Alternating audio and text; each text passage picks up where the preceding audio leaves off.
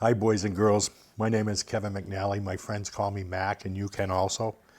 Today I'm reading Rapunzel by Mariana Meyer, illustrated by Sheila Beckett.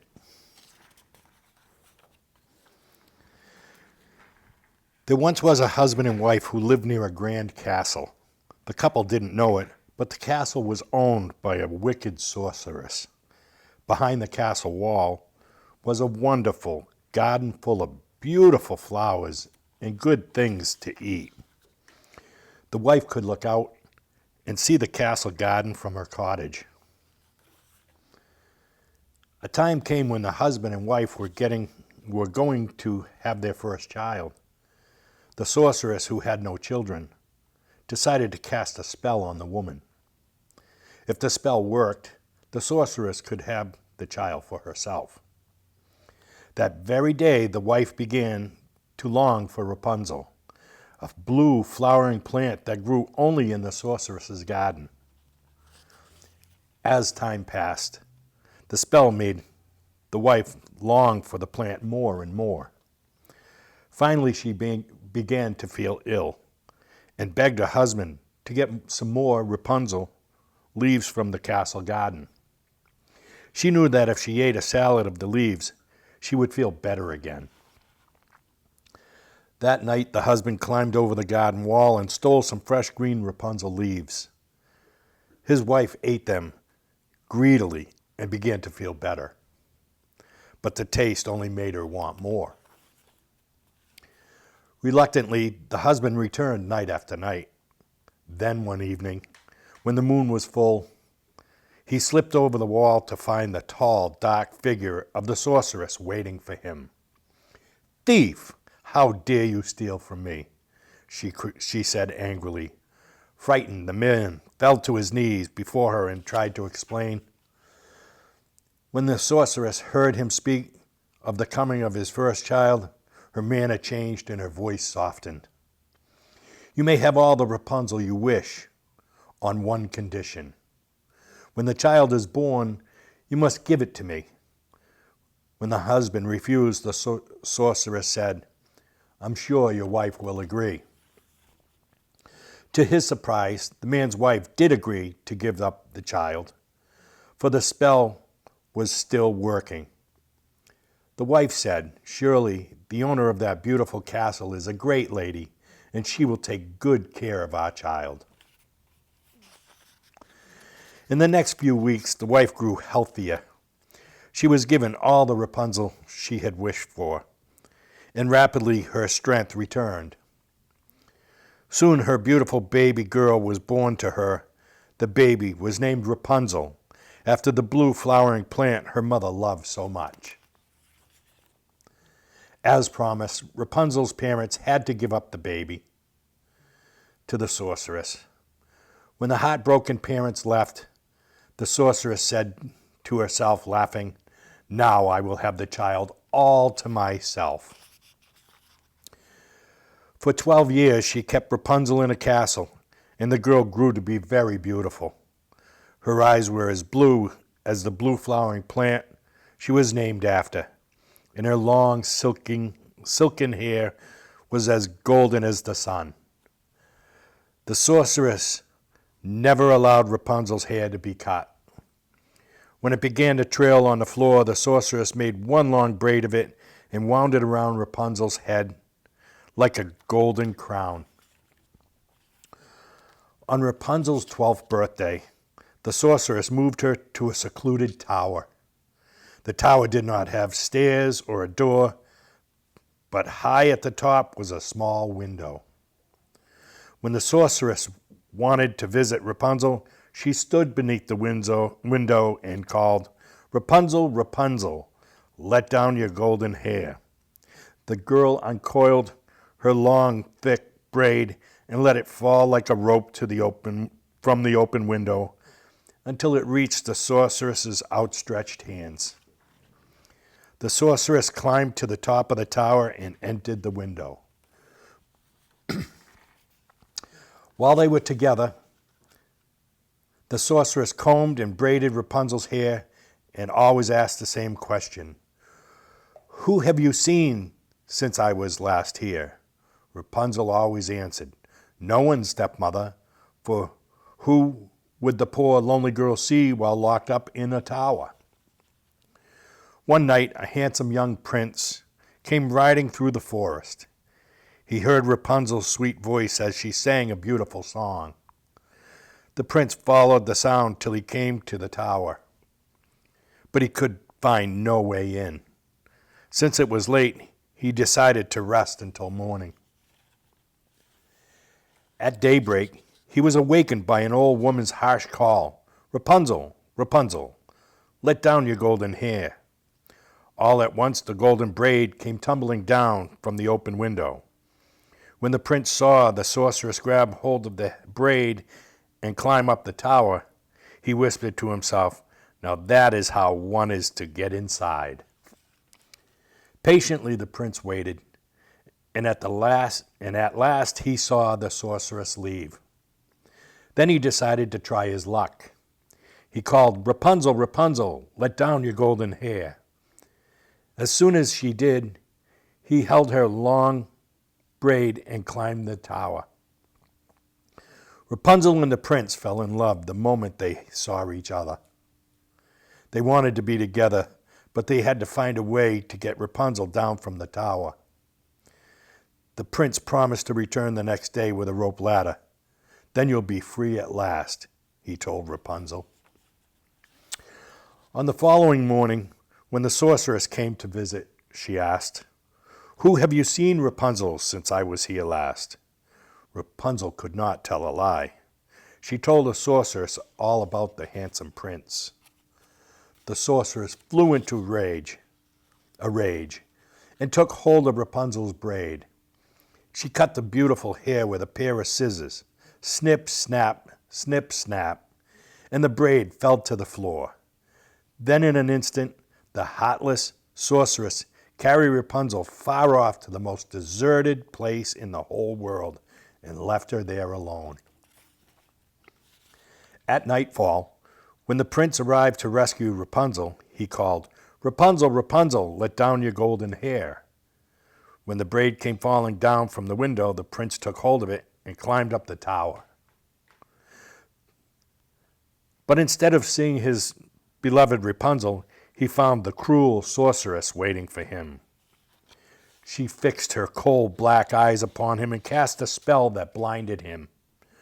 "Rapunzel is lost to you forever," she cried. "You will never see her again." The prince fell from the window, and though he escaped with his life, he could no longer see.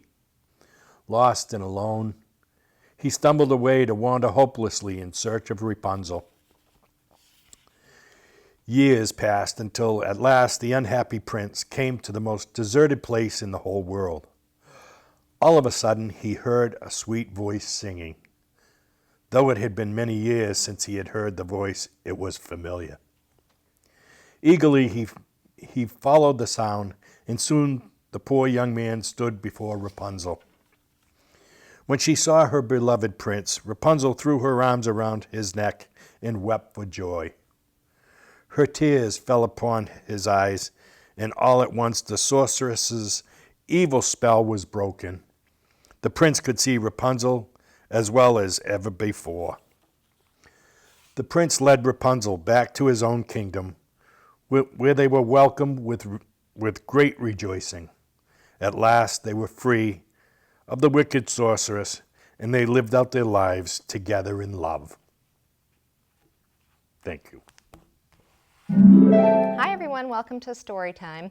My name is Meg. Today I'm going to be reading Room on the Broom by Julia Donaldson and Axel Scheffler. The witch had a cat and a hat that was black, and long ginger hair and a beret down her back. How the cat purred and how the witch grinned as they sat on the broomstick and flew through the wind. But how the witch wailed and how the cat spat when the wind blew so wildly it whoosh, blew off her hat. "Down!" cried the witch, and they flew to the ground. They searched for the hat, but no hat could be found. Then out of the bushes, on thundering paws, there bounded a dog with a hat in his jaws.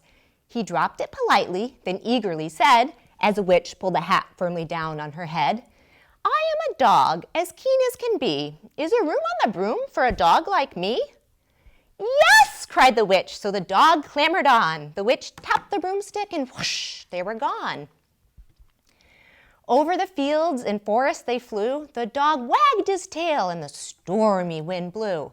The witch laughed out loud, ha ha ha ha ha ha, and held on to her hat, but away blew the bow from her braid just like that. Down, cried the witch, and they flew to the ground. They searched for the bow, but no bow could be found.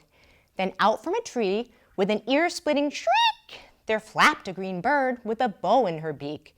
She dropped it politely, then bent her head low, then said, as the witch tied the braid in the bow, I am a bird, as green as can be. Is there room on the broom for a bird like me? Yes, cried the witch, so the bird fluttered on. The witch tapped the broomstick and whoosh, they were gone. Over the reeds and rivers they flew. The bird shrieked with glee and the stormy wind blew. They shot through the sky to the back of beyond. The witch clutched her bow, but let go of her wand. Down, cried the witch, and they flew to the ground. They searched for the wand, but no wand could be found. Then all of a sudden, from out of a pond, leaped a dripping wet frog with a dripping wet wand. He dropped it politely, then said with a croak, as the witch dried the wand on a fold of her cloak, I am a frog, as clean as can be. Is there room on the broom for a frog like me? Yes, said the witch, so the frog bounded on. The witch tapped the broomstick and whoosh, they were gone.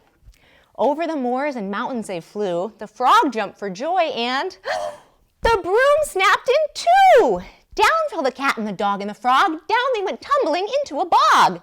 The witch's half broomstick flew into a cloud. The witch heard a roar that was scary and loud. I am a dragon, as mean as can be, and which with French fries tastes delicious to me. No, cried the witch, flying higher and higher. The dragon flew after her, breathing out fire. Help, cried the witch, flying down to the ground. She looked all around, but no help could be found. The dragon drew near with a glint in his eyes and said, just this once, I'll have witch without fries. But just as he planned to begin on his feast, from out of a ditch rose a horrible beast. It was tall, dark, and sticky, and feathered and furred. It had 4 frightful heads. It had wings like a bird. And its terrible voice, when it started to speak, was a yowl and a growl and a croak and a shriek. It dripped and it squelched as it strode from the ditch and said to the dragon, buzz off, that's my witch.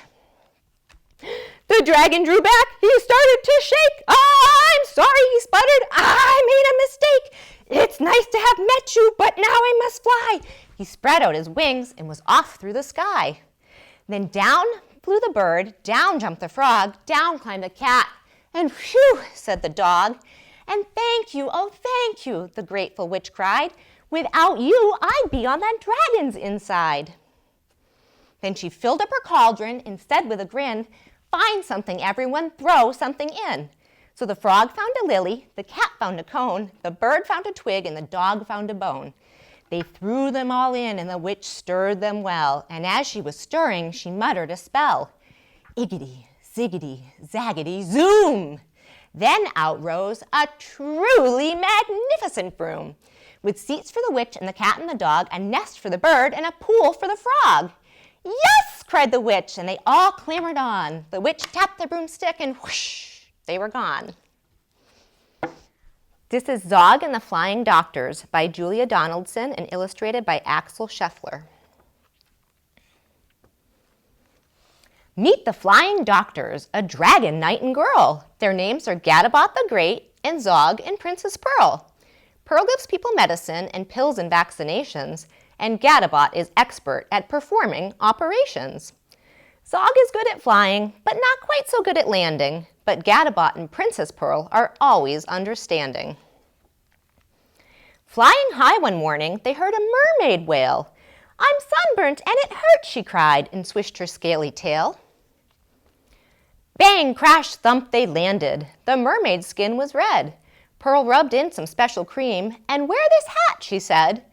Thank you, said the mermaid as she waved a fond goodbye, and the team of flying doctors sped away into the sky. As the sun rose higher, they saw a unicorn. He pawed the ground and whinnied, "I've grown an extra horn." Bang, crash, thump, they landed. "I'll help you," said the knight, and he cut the horn off gently to the unicorn's delight. "Thank you," said the unicorn, "for taking so much care," and the team of flying doctors sped away into the air. Halfway through the afternoon, they heard a lion sneeze.